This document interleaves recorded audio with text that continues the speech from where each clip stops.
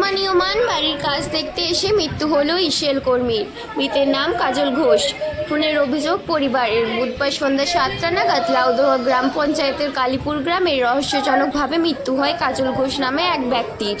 মৃত কাজলবাবু ছিলেন খনি সংস্থা ইসিএলের এক স্থায়ী কর্মী। পরিবার নিয়ে থাকতেন ঝাঁচরা খনি আবাসনে। কাজলবাবুর আসল বাড়ি লাউদোহার কালীপুর গ্রামে।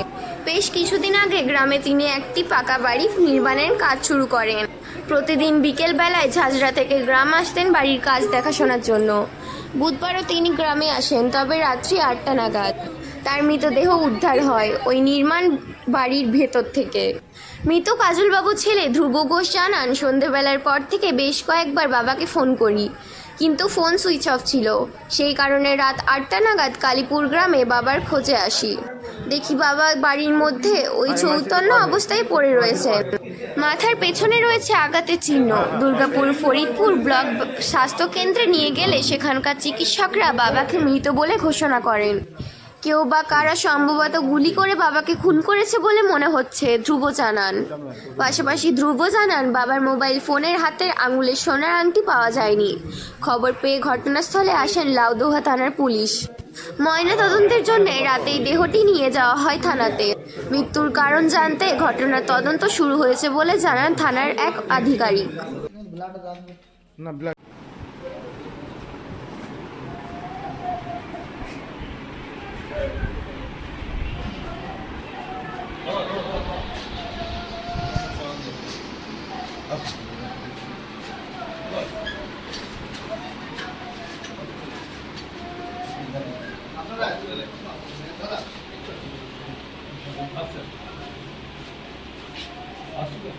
আমি তো থাকি দুর্গাপুরে আমি 6টার সময় ফোন পেলাম, এরকম বর্দা ছাদ থেকে পড়ে গেছে। আচ্ছা, প্রাথমিকভাবে আমরা সঙ্গে সঙ্গে বেরিয়ে এসে তখন আমার ভাই, ছোটো ভাই বা ছোটো ভাই স্ত্রী বা গ্রামের সমস্ত লোক সেই করে মানে প্রথমেই বর্দাকে ফোন করে, ভাইপো কলোনিতে থাকে, এবার কলোনিতে থাকে, ভাইপো ফোন করে, ফোনে পাইনি, ফোনে সুইচ অফ বলেছে। সুইচ অফ বলার পরে সে সঙ্গে সঙ্গে তখন আবার ওখান থেকে চলে এসে বাড়িতে এসে ছাদে উঠে এসে দেখছে যে বর্দা পড়ে আছে। আচ্ছা, পড়ে আছে। এবারে ওরা ভেবেছে যে বর্দা এমনি শারীরিকভাবে খুব একটা সুস্থ ছিল না, ভেবেছে হয়তো পরিমরি গেছে, মাথা ফেটে গেছে। এবারে সেই হিসেবে চিন্তা ভাবনা করেছে, গ্রামের 5 জন সবাইকে ডেকে নিয়ে এসে এই লাউদ হসপিটাল নিয়ে এসেছে। এবার লাউদ হসপিটালে এসে পরে ডাক্তারদের এক্সপায়ার হয়ে গেছে। কি মনে হচ্ছে গুলি করেছে?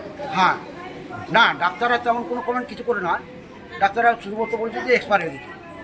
এবার কী কারণে এক্সপায়ার হয়েছে ডাক্তারদের কাছে খবর নেই। তাহলে কি ছিল দাদার কাছে? কি ছিল? দাদার কাছে ছিল একটা সোনার চেন ছিল, গলার হাত, আচ্ছা, হাতে আংটি ছিল, আচ্ছা, 2 না 3টে জানি না আমি ঠিক কটা, আর মোবাইল ছিল, আর মানি ব্যাগ ছিল। বলে কিচ্ছু নেই? ওরা কিচ্ছু নেই। কি নাম আপনার? আমার নাম প্রদীপ কুমার ঘোষ। দাদার নাম কি ছিল? দাদার নাম পূর্ণচন্দ্র ঘোষ। আমি এসে পরে দেখছি এরকম বাবা পড়ে আছে। কটার সময় দেখলে?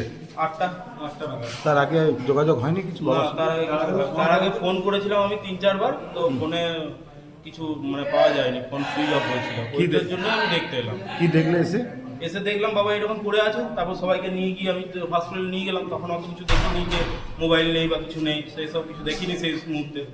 তারপর মনে করছি যে এগুলো তো ছিল, তখন চেক করে দেখছি এসব কিছু নেই। আর ওই মাথার পেছনে ক্ষত দাগ আছে, তো সেখান থেকেই বোঝা যাচ্ছে যে কিছু হয়েছে। এমনি মানে অটোমেটিক তো পড়ে যেতে পারে না মানুষ।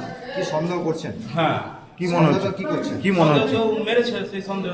মানে বাবার সঙ্গে কি কারোর দুশ্মনী ছিল? না, সেরকম লোকই নয়। বাবা বা কাকা আমার উনি কি প্রতিদিন এখানে আসতেন?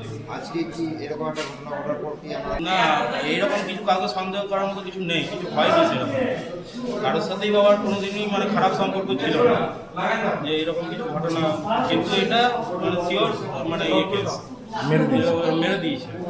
কি নাম আপনার? আমার নাম ধ্রুব ঘোষ।